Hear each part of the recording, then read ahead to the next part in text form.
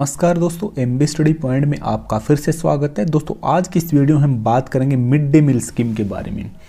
फिलहाल जिसका नाम चेंज होकर पीएम पोषण स्कीम भी हो गया, इसको आप कई जगह देखते होंगे। तो mid day meal scheme generally आपके रिलेटेड है आपके जो स्कूल गोइंग चिल्ड्रन हैं, जो बच्चे आपके प्राइमरी या फिर upper primary up to 8th class जो गवर्नमेंट स्कूल में या किसी गवर्नमेंट इंस्टीट्यूट में पढ़ते हैं, और उनको जो है एक बैलेंस्ड न्यूट्रिशन डाइट जो दिन में दी जाती है खाने के लिए लंच टाइम पे, उससे रिलेटेड। तो इस स्कीम के बारे में हम कंप्लीटली पढ़ेंगे कि ये कब से शुरुआत हुई, क्या इसकी हिस्ट्री है, क्या इसका एलिजिबिलिटी क्राइटेरिया है और कितनी सक्सेसफुल ये स्कीम रही है। हमारे कितने बच्चे ऐसे हैं जिनको न्यूट्रिशन की अहमियत का पता चला है और उनको न्यूट्रिशन मिलना स्टार्ट हो गया है। इसके आगे हम बात करें, कुछ जगह पे इसका क्रिटिसिज्म भी हुआ है, काफ़ी सारे ऐसे चैलेंजेस फिलहाल भी हैं कि जिसकी वजह से ये स्कीम हालांकि 1995 में भारत के अंदर इसकी शुरुआत हुई थी, बट ये अभी तक जो है इम्प्लीमेंटेशन इसका काफ़ी स्टेट में अच्छे से नहीं हुआ है। तो आइए दोस्तों स्टार्ट करते हैं। सबसे पहले बात करें अगर हम, तो सबसे मेन चीज़ आपको जानने की जरूरत है, ग्लोबल हंगर इंडेक्स 2024 का जब डेटा पब्लिश हुआ है तो उसके अंदर भारत की रैंकिंग है 105 आउट ऑफ 127 कंट्री में,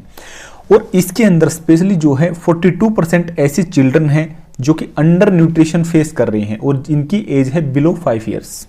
तो ये बहुत एक अलार्मिंग सिचुएशन है कि हमारी कंट्री के अंदर 42% से ज़्यादा बच्चे या 42% के आसपास बच्चे जो हैं अंडर 5 एज के, 5 साल से नीचे की उम्र के, और उनको भरपूर न्यूट्रिशन नहीं मिल रहा है। तो काफ़ी अलार्मिंग सिचुएशन है। हालांकि एडल्ट्स के केस में भी ये अलार्मिंग सिचुएशन है ही, बट बच्चों के केस में ये सिचुएशन ज़्यादा हो जाती है कि वो अंडरवेट हैं या फिर उनको कुछ ना कुछ बीमारी लग जाती है, कुपोषण का वो शिकार हो जाते हैं। तो इस टाइप की चीज़ें चलती रहती हैं। तो ये ग्लोबल हंगर इंडेक्स के अंदर जो डेटा पब्लिश किया है उसमें ये सामने आई है। तो अगर हम बात करें अपने टॉपिक पे आते हुए कि मिड डे मील स्कीम के बारे में, तो ये स्कूल का मील प्रोग्राम है जो कि लॉन्च किया था गवर्नमेंट ऑफ इंडिया ने 1995 में। और इसको लॉन्च करने के पीछे रीजन ये था कि स्कूल गोइंग चिल्ड्रन जो हैं, जो गवर्नमेंट स्कूल में पढ़ते हैं या गवर्नमेंट एडेड स्कूल का मतलब हो गया आपके जैसे आंगनवाड़ी होगी, मदरसे हो गए या और कोई इंस्टीट्यूट हो गए जिसके अंदर गवर्नमेंट सहायता प्रदान करती है या फंडिंग करती है, तो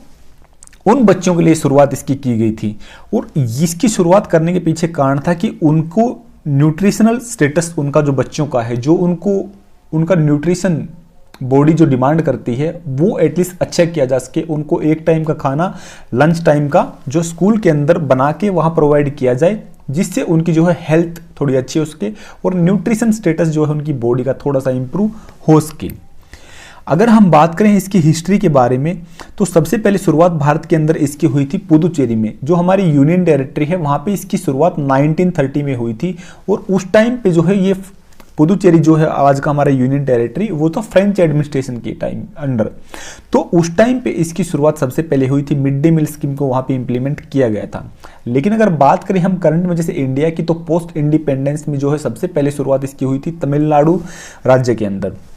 और इसका श्रेय जाता है जो हमारे फॉर्मर चीफ मिनिस्टर थे के कामराज, उन्होंने 1960 में इसको लेकर डिमांड की थी सबसे पहले, और 1995 में आपके जो तमिलनाडु में सबसे पहले इसकी शुरुआत हुई थी। उसके बाद में आपका जैसे केरल, कर्नाटका, मतलब साउदर्न स्टेट को इसका क्रेडिट जाता है कि सबसे पहले वहाँ पे ये इम्प्लीमेंट हुआ था और उन लोगों ने ही इसकी डिमांड की थी।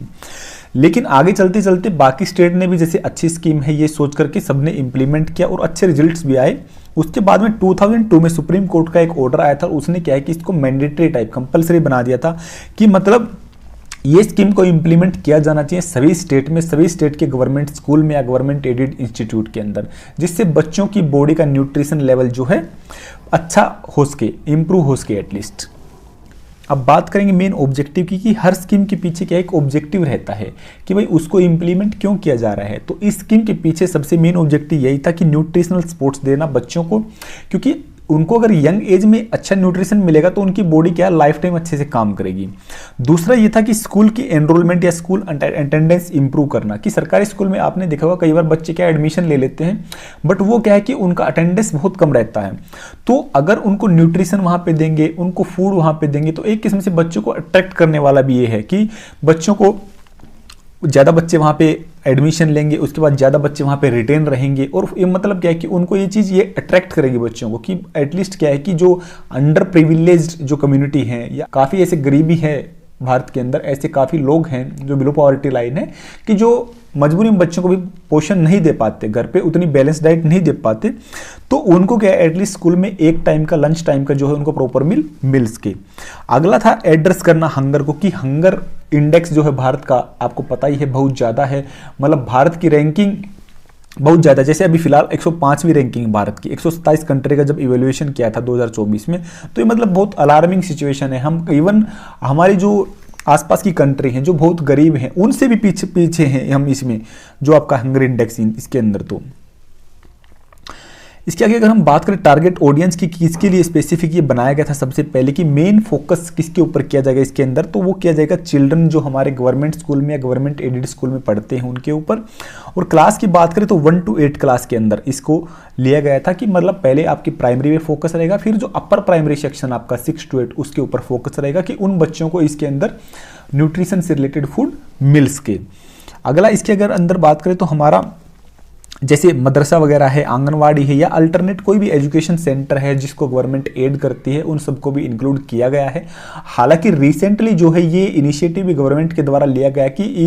इन क्लास को एक्सटेंड किया जाए, कि मतलब अभी तक जैसे 8 तक मिलता था, तो अभी तक कई स्टेट ने क्या कि अपनी इच्छा से स्टेट ने थोड़ा सा बजट अपना इसके अंदर ज़्यादा पार्टिसिपेट करके तो उसको क्या 8 to 12 भी कर दिया है। अब अगर बात करें मील कंपोनेंट इसके अंदर क्या मिलता है न्यूट्रिशनल स्टैंडर्ड्स को मेंटेन करने के लिए, तो आपका बेसिकली इसके अंदर ध्यान दिया जाता है कि हर बच्चे को जो है जो प्राइमरी सेक्शंस का 1 to 5 का उसको 450 कैलोरी जो है डेली मिल सके, और जिसके अंदर अराउंड 12 से 15 ग्राम आपका प्रोटीन भी इन्वॉल्व हो। इसके अलावा आपकी 700 कैलोरी मेंटेन की जाती है जो अपर प्राइमरी सेक्शन है उन बच्चों के लिए, जिसके अंदर आपका 20 ग्राम प्रोटीन एटलीस्ट इन्वॉल्व हो। बात करें मील कंपोजिशन की, किस टाइप का फूड इसके अंदर दिया जाता है, इसके अंदर जनरली आपका जो राइस हो गया, व्हीट हो गया, या फिर दाल वगैरह होगी, वेजिटेबल्स हो गया, या स्टीम फूड वगैरह आपका दिया जाता है इसके अंदर। एग आपका हो गया, मिल्क हो गया, कई स्टेट में ऐसे जहाँ पे अच्छी खासी व्यवस्था मिल्क वगैरह अवेलेबल है तो वहाँ पे मिल्क और एग भी दिया जाता है इसके अंदर। फंडिंग एलोकेशन की बात करें तो मिड डे मील स्कीम को जो है स्टेट भी फंडिंग करती है, सेंटर जो है इसका मेजर फंडिंग सोर्स है। आपका 60% अराउंड मान सकते हैं कि आप सेंटर फंडिंग करती है, और जनरली आपकी जैसे नॉर्थ ईस्टर्न की स्टेट है या फिर J&K की स्टेट है, तो इन सब स्टेटों के अंदर जो आपकी हिल एरिया में है या जिनके पास स्टेट के पास बजट का थोड़ा सा क्राइसिस है, उनको ज़्यादा अपने वहाँ पे स्टेट्स का इंफ्रास्ट्रक्चर सुधारने में या कुछ डेवलपमेंट करने में ज़्यादा पैसे खर्च करने पड़ते हैं, उनके अंदर मैक्सिमम खर्चा जो करती है वो आपकी सेंटर फंडिंग करती है। अदरवाइज नॉर्मली क्या है 60-40 का इनका रेशियो रहता है कि 60% आपका सेंट्रल फंडिंग रहेगा, 40% आपका स्टेट फंडिंग रहेगा।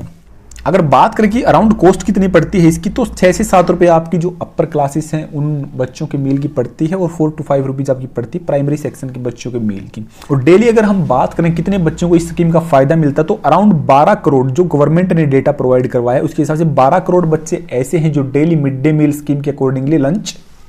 जिनको प्रोवाइड किया जाता है। इसके आगे बात करें चैलेंजेस की, तो सबसे मेन चैलेंजेस इसके अंदर आपका आता है, एक तो पहला क्वालिटी और हाइजीन इश्यू भी है। जहाँ पे आपका ये फूड कुक किया जाता है वहाँ पे क्या है कि उसकी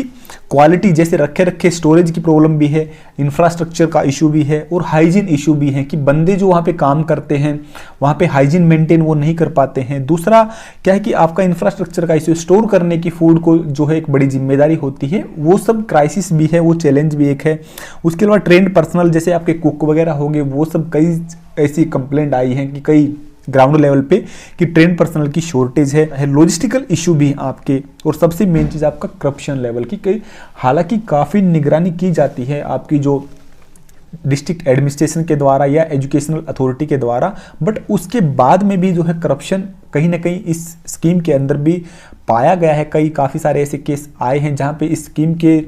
जरिए जो है आपको ग्राउंड लेवल पे सारा आइटम तो सप्लाई किया गया, बट उस आइटम के अंदर भी कुछ ना कुछ घपला किया गया है।